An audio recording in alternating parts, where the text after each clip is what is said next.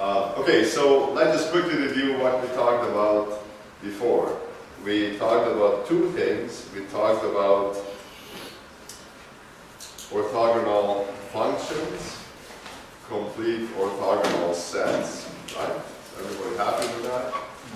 So we know how to generate them, we know how to make spherical harmonics, and then we found that we can make Legendre polynomials which are kind of useful to describe the orientation of rod-like particles if there's no phi dependence over theta dependence. So that was one thing. And then we talked about tensors. Now, is everybody comfortable with this notion of tensors? Yes? No? All right, we'll see. It's important that if you don't understand something, you ask, okay? Because otherwise the subsequent things will not be clear. So, you know, this is like before you get into a serious, so any of you do martial arts? Any of you do Kung Fu or Karate or Taekwondo or Brazilian Jiu-Jitsu? No? You know, you see fighters, they loosen up before they start something. So we have to loosen up here because we have this formidable problem with that. Okay, so what we'll do today is we're going to consider the interaction between particles. And so just so you have a clear idea where we are going, we want to be able to make the free energy. We want the free energy. This is what we want to construct. So we want to make the Helmholtz free energy. To do that, we know how to do it for non-interacting rods. So now we have to include, so we have to focus on the interaction between the rods. And this interaction will give us the potential energy. So that's what we need to focus on. Once we have this interaction, we can do everything else. We know how to make the free energy, right? All we have to do is make the Hamiltonian. Hamiltonian is kinetic energy plus potential energy. We know how to do with the kinetic energy. We've done that. So we just need to really understand the potential energy. It turns out that it's not trivial, but it's pretty interesting and really, really useful. So once we have that, then we can get the free energy. Then we can minimize the free energy.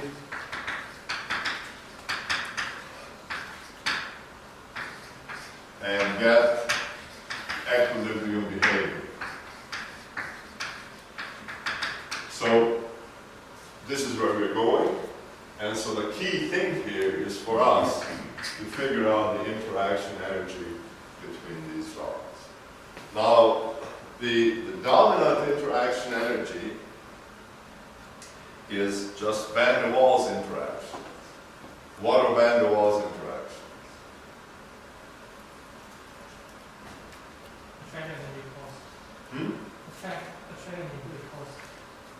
Attraction and repulsion. That's pretty general. It's true that if you take two atoms or two molecules together, you bring them close, and then at some point you cannot bring them any closer because of what? Like two dipoles. Like dipole. Dipole interaction? We don't have dipole. I think two Pauli exclusion principle, right? When you start to bring molecules together, the electron orbits start to overlap, and the Pauli exclusion principle says you cannot put electrons, which are fermions, into the same state, so you have to go to a higher energy state that costs you energy, so it gets hard to push them together. So the hardcore repulsion really comes from the Pauli exclusion principle, and that's why the floor is hard and we don't fall through it, right? Because you're pushing these electrons together.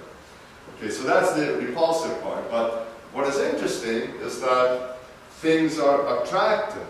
If you look at, I don't know, a glass of milk or something, all the molecules are sitting in the glass. They don't just fly away. So why are they attracted to each other?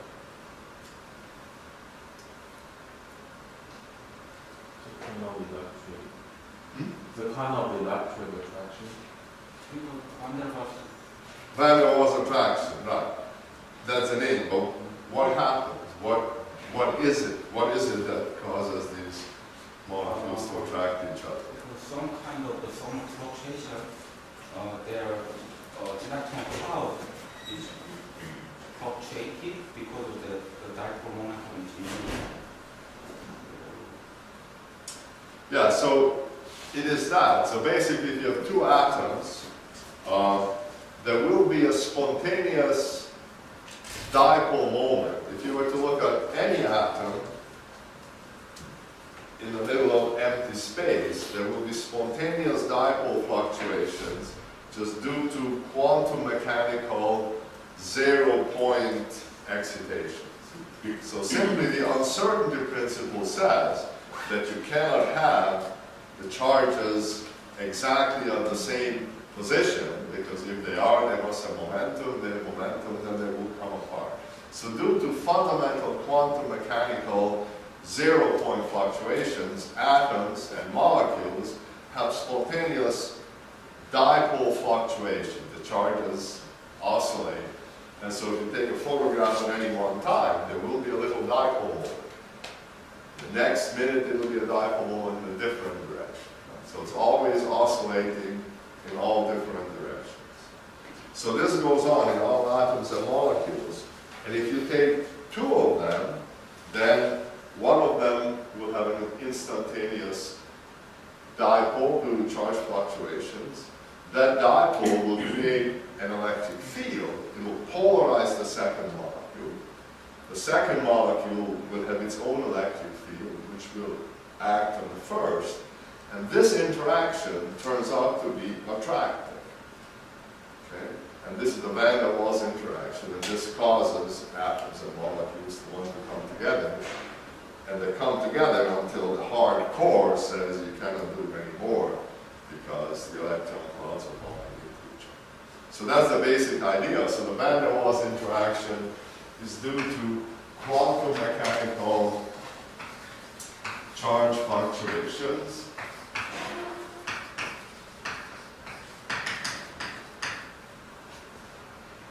These give spontaneous, instantaneous dipole moment.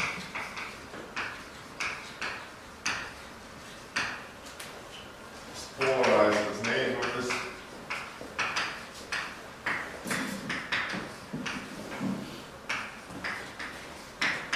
And so on. So this is the process that we need to try to understand. Now this process happens all the time with all sorts of atoms and molecules, but we are interested in the anisotropic part of it. So for example, if we were to consider, say, benzene, liquid benzene, or take something like sulfur hexafluoride. This is essentially a spherical molecule. There will be charge fluctuations. Okay, so again, spontaneous dipole, electric field, polarizes the other guy, it has its electric field, these things will attract. And you have a liquid phase at reasonable temperatures, and if you heat it up, then eventually KT becomes so large that it overcomes this attraction, and you have a critical point, and the liquid turns into a vapor. But we're not interested in this isotropic attraction. We are really interested in the anisotropic part of this interaction, where the interaction effectively aligns the liquid crystal molecules.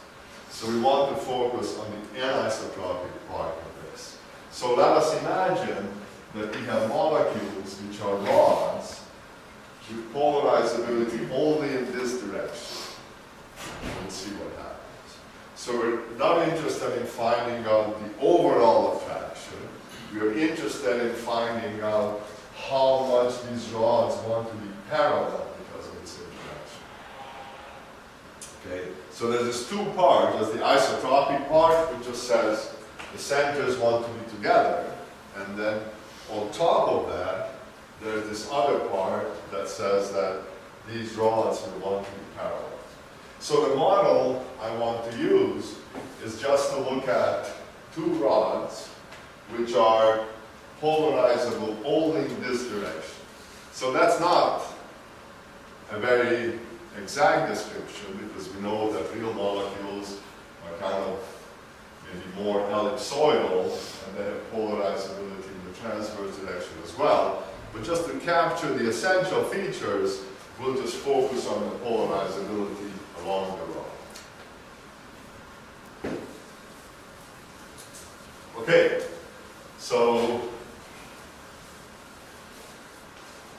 let's see how this goes.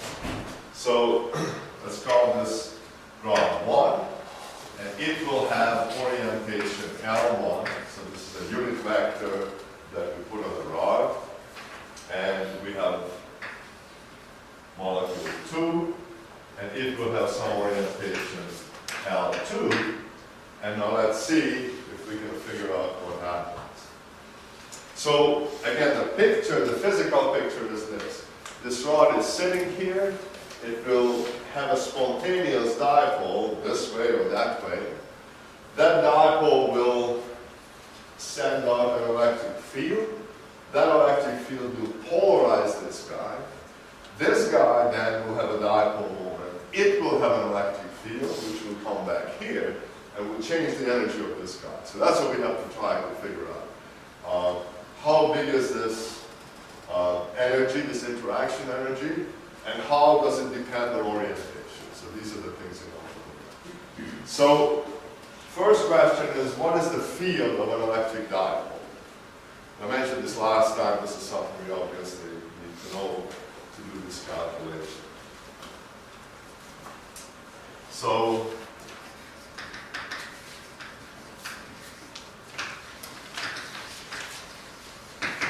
what is the field, the electric field of a dipole?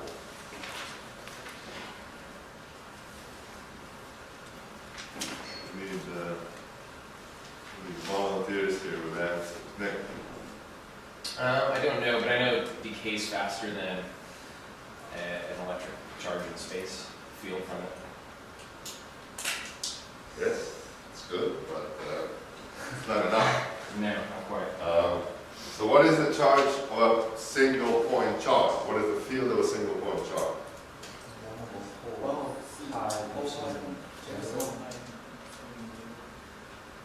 One over 4 pi epsilon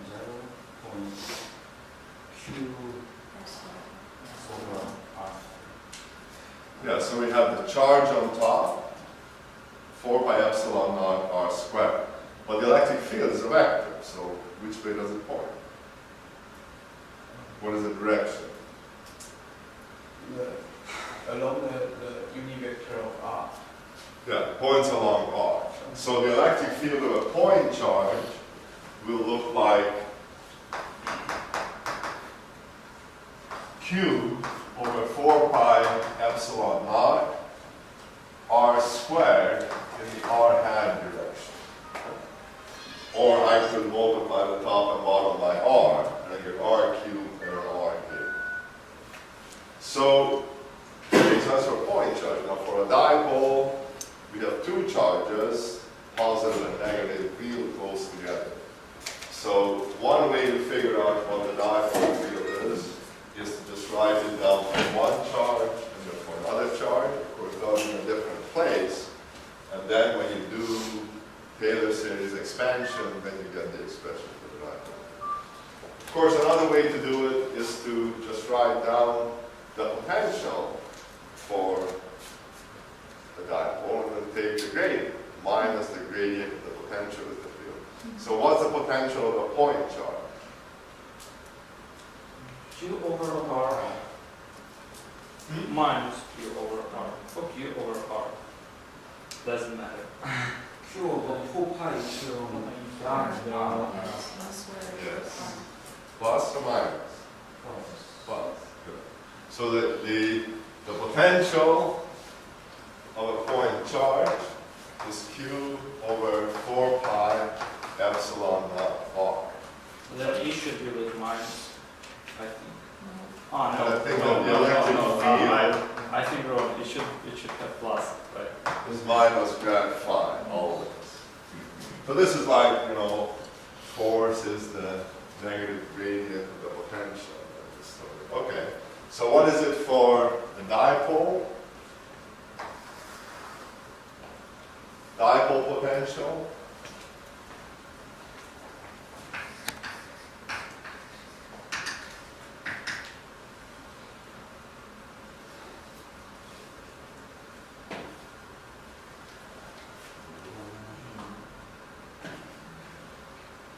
Well, I think it should be something like P dot R divided by R cubed or R fifth. I'm not sure. Probably R cubed. good, yeah, this is stuff you should know. So it has to do with the dipole moment. Right? If there's no dipole moment, there's no potential, there's no field. Just checking that. Be the sum over two potential of two charges.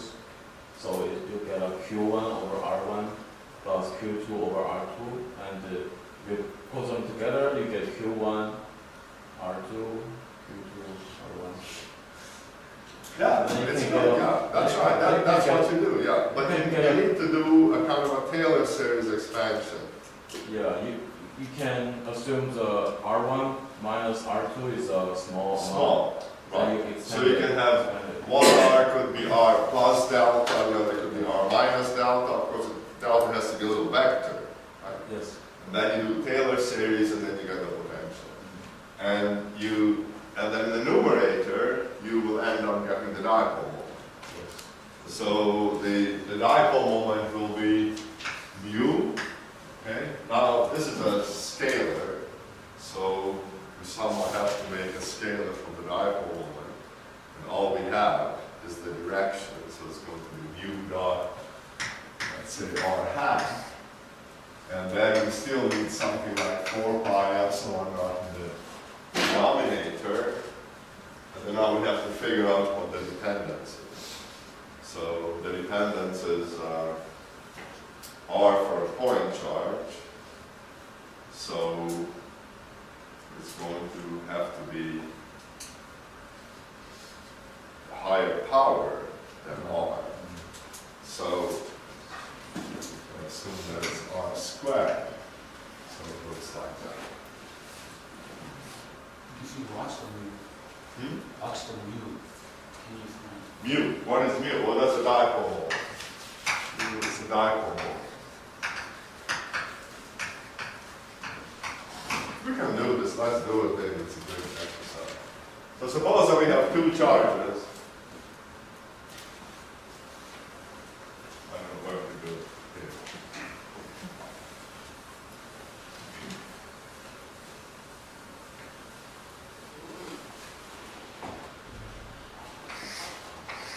Let's put two charges here, one here and one here.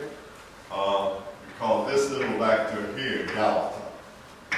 Okay, that's a little vector delta, and this is q, and this is minus q.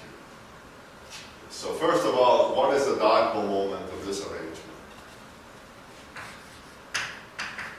Q, Q,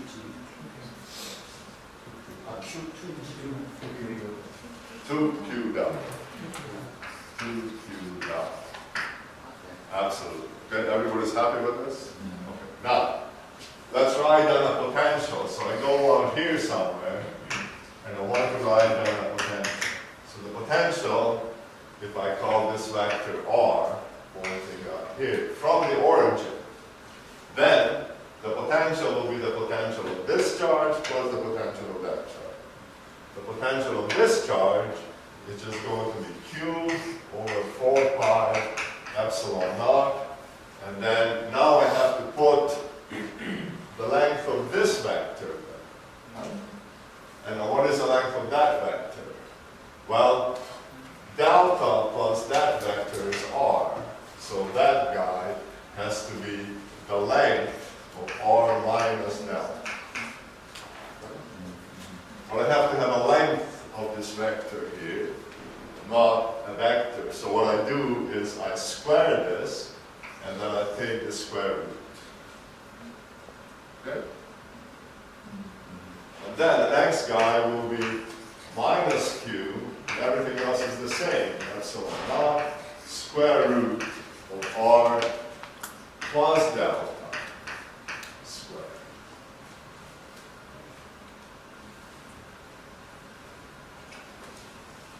Okay, are you happy? But in here, the unit will be just r, but there is r scale. No. Let's forget that. We're trying to derive that. Okay. Okay? So you believe the potential of a single point charge. And that's what we have here. One plus that of the other. Okay, so now we'll do the square business, right? So the first thing that we'll get is going to be r squared minus 2r dot delta plus delta squared. And we assume that r is big compared to delta. So we can ignore the delta squared term because compared to the other two terms, it's going to be really small. So then all we have here is r squared minus 2r dot delta. Okay, we factor out the r squared. So that comes right out here. So we just have an r. And then inside here we'll have 1 minus 2r dot delta over r squared. That's a tiny thing. Right? So we do a Taylor series expansion.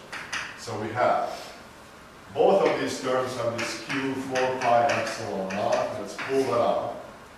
And then we just look at what we have here. And as I said, we pull out the r squared, then it becomes an r. And it comes out of the square root sign. And then we have inside, we just have the square root of 1 minus 2 r dot delta over r squared. That's a small quantity. Right? So 1 minus a small quantity, the square root of 1 minus a small quantity is just 1 minus a half of that small quantity. So now we have, in the denominator here, I have 1 minus r dot delta. That's still good? Everybody happy with this? No? 1 minus 2. Do it here. So we have the square root of r squared minus 2r dot delta. Okay? Plus delta squared. If this is small, we pull out r squared. R. So now this is 1 minus x, when x is small. So then when you pull that out, then you just get r times 1 minus r dot delta over r squared. Sorry, after that r squared. And now we get the same thing over here, except with a plus sign. 1 plus r dot delta over r squared. And then 1 over 1 plus x is just 1 minus x, right? If x is small. So q over 4 pi epsilon naught. You can take out the r squared, sorry, the r from each of these terms. And then here we have 1 plus r dot delta over r squared. And here we have minus 1 minus.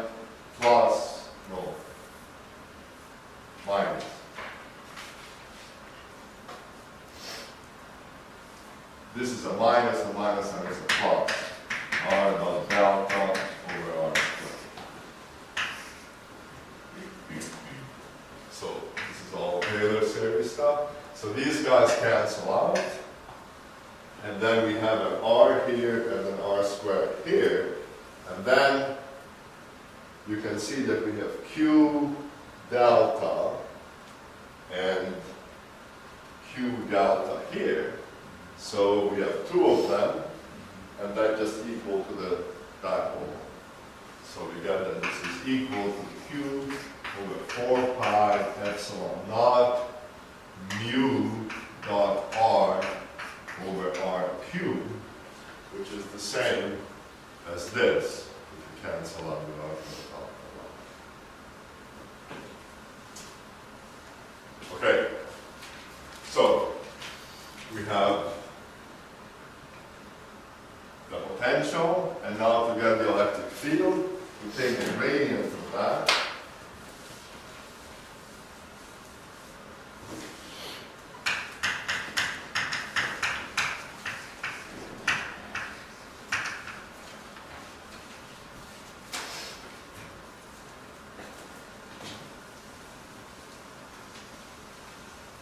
And what do we get when we do that?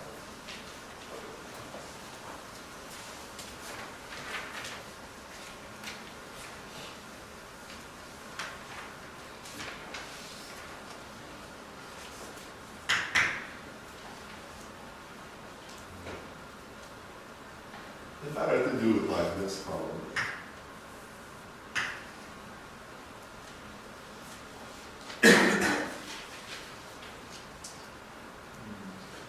All right, so it's good to think of R as being the square root of x squared plus y squared plus z squared.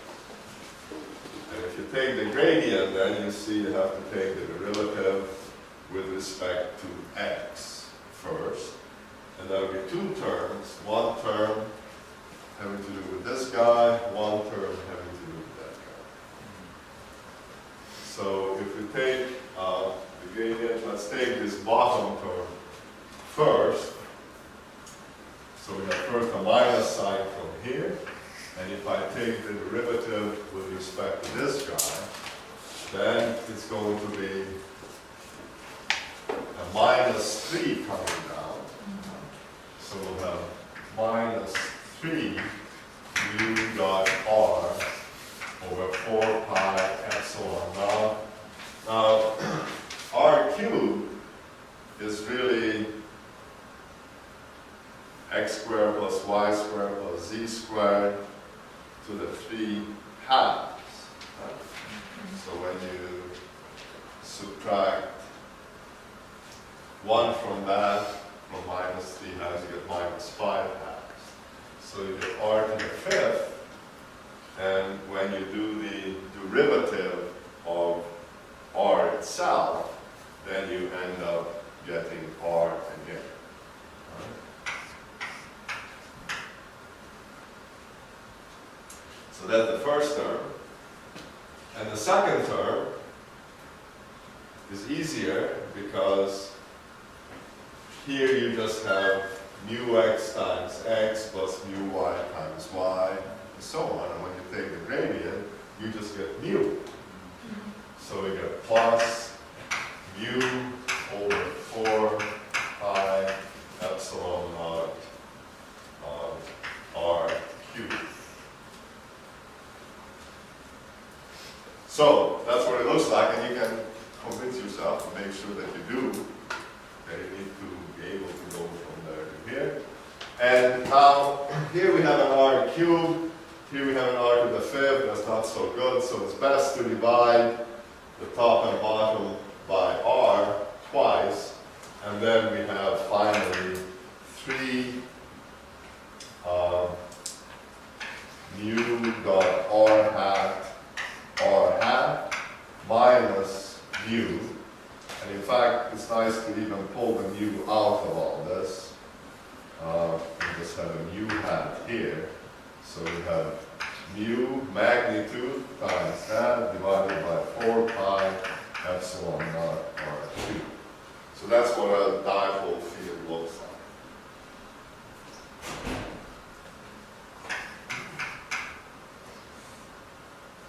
And so the key thing is that, first of all, it goes as 1 over r cubed. So it falls off faster than the field of point charge, is what you expect. And it depends on in what direction you're going. So here was a little dipole, mu. And then the electric field looks like this. So the magnitude of the field depends on where we go. So if I go in the direction parallel to the dipole moment, then this dot product is just 1. Right? This is in the dipole moment. So I get 3 times, sorry, I get 3 times this guy minus 1 step guy. So it's going to be 2 mu basically over this quantity here. And if I go in a minus r hat direction, I have the same value. We call it charge. So the dipole, the electric field here is something. If I go the same distance over here, the electric field is in the same direction, same magnitude. But if I go perpendicular to the dipole moment, this guy disappears, and I just get minus mu divided by this. So if I go the same distance over here, then the electric field will be in the opposite direction, and it will be only half as big. Same as over here.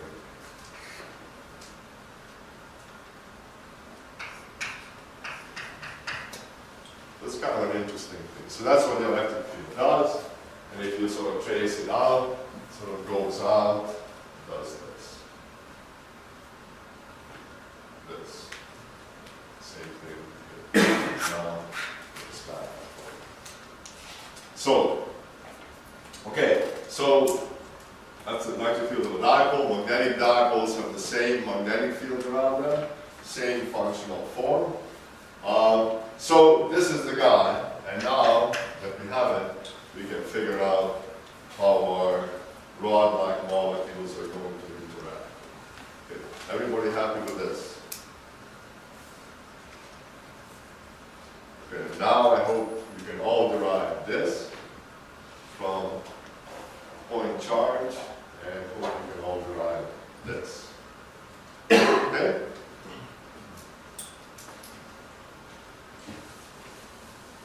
All right.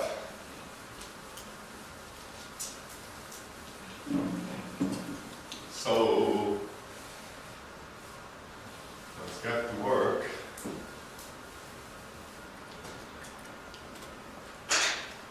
So here are 2 molecules. Here's 1, L1, molecule 1. Somewhere else we have L2. So these are rod-like molecules. We ignore permanent dipoles, so we assume that there are no permanent dipoles. We just want to look at the interaction due to these spontaneous charge fluctuations. And then there is a vector between these guys, which I call R12. Okay, let's see what happens. So the first thing that happens is that there's a spontaneous dipole in molecule 1, which creates a field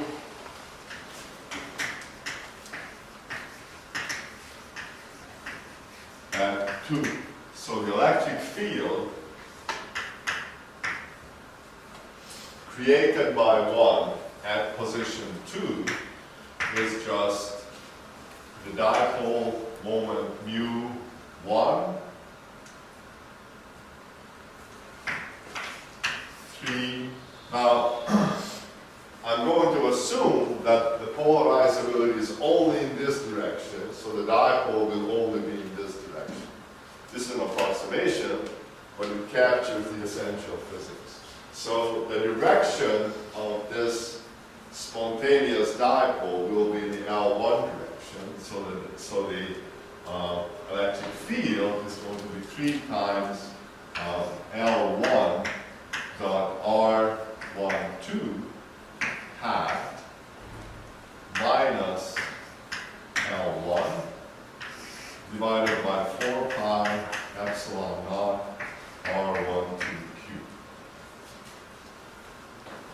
Okay, so this is the electric field. So this guy makes an electric field, which does something like this. So the electric field over here is given by whatever that is. The electric field here, this direction, so this will be E1, 2.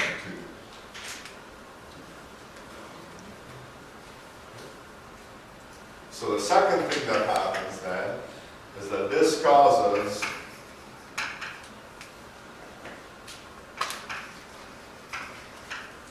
an induced dipole moment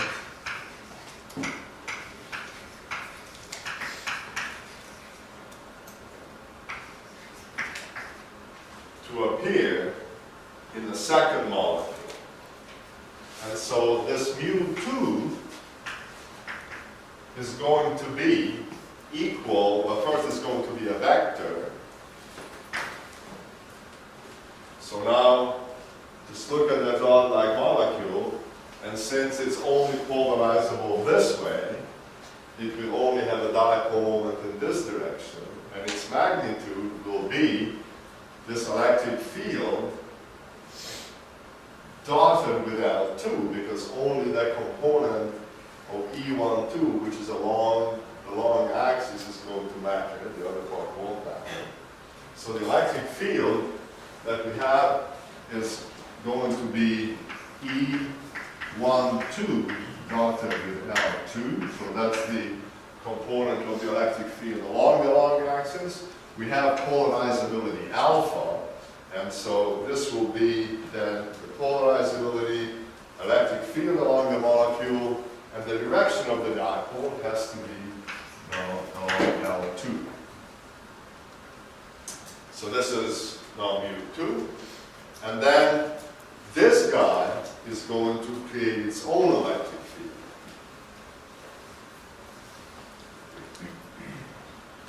So let me continue here. So 3 mu2 creates a field at 1. So now the dipole that we've made here is going to create an electric field here, and this is E21, and so this will have the same dipole field as we had before, except our dipole moment is this. So we have mu2, and we have 3 L2 dot R. Now I should put R21 here, right? But it doesn't matter. Ooh, I made a mistake. There's 2 of these guys here, right? So if I change the sign of R12, R21, it's still the same thing because they come in pairs. So we have R12, R12 minus L2 over 4 pi epsilon naught R12 cubed. And again, this is just the magnitude, so this is sort of, whether it's 1, 2, or 2, 1, it doesn't matter. Okay. So the energy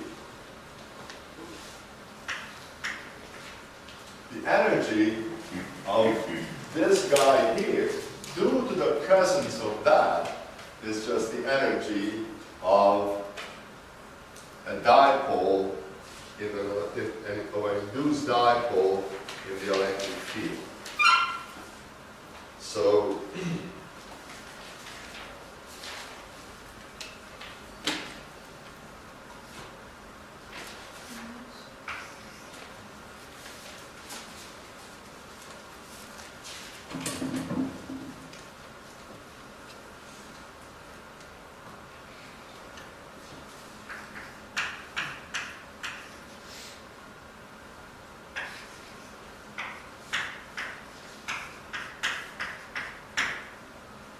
this is the work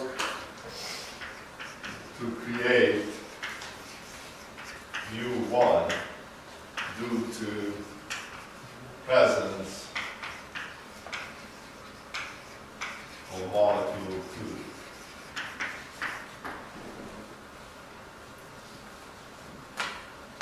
So now let's see what this is.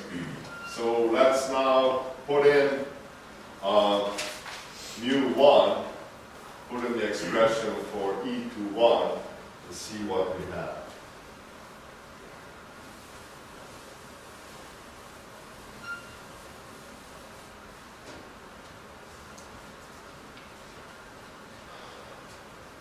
So E21 is this, right? But mu2 is given by this.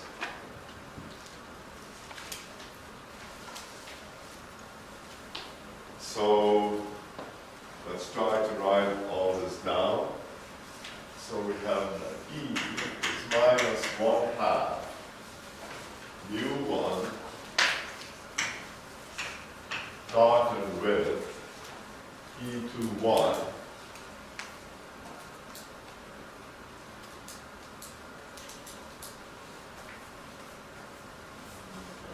how best to do this.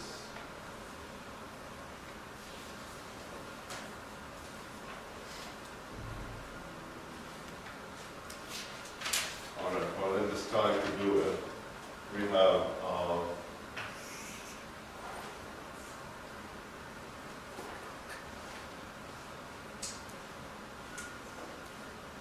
so mu, let me do this in 2 steps.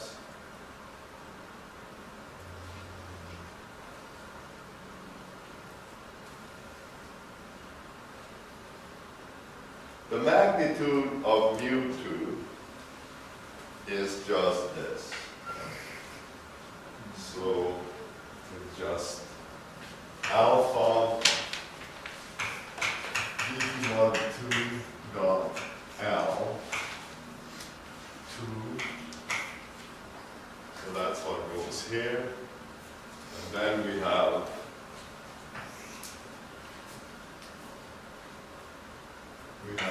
three L2 dot R. I'm going to drop the subscript 1, 2 because that's all we have. R minus L2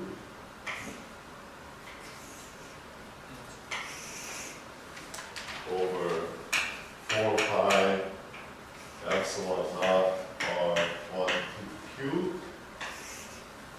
Okay. And then I have to put in here next E12 dot L2. So E12 dot L2 is just going to give me this guy when I dot it with L2. So mu1 also I can write as the magnitude times L1. So if I bring the L1 here, then I have an L1. And then I have an L2 dot L1 inside here.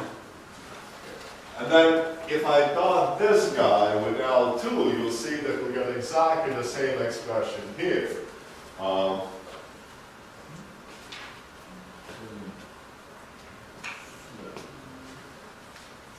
We get exactly the same expression there, and so we have minus 1/2 mu1 alpha, and I'm going to stick in here this expression, so I have a mu1 again, so this guy is squared. The denominator is exactly the same, and the numerator is exactly the same as that when I multiply through by L2. So I get just this guy, 3L1 dot R hat, L2 dot R hat, minus L1 dot L2, all squared, divided by 4 pi epsilon naught R 2 to the 6th power. So, a little tedious, but that's what we have. And so, the key things are that, first of all, that the energy is negative. Whatever mu is, you get mu squared, positive definite. This is positive. And it goes as r to the 6th. So first of all, it's attractive. And the other thing is that it's really dependent on orientation. And we'll talk about the details of that, exactly how the energy depends on orientation when we go to the lab next. So let's go there and continue.